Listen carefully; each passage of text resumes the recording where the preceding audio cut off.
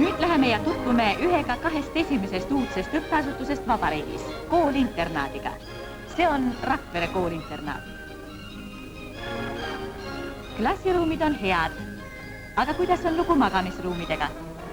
Vaatame järele.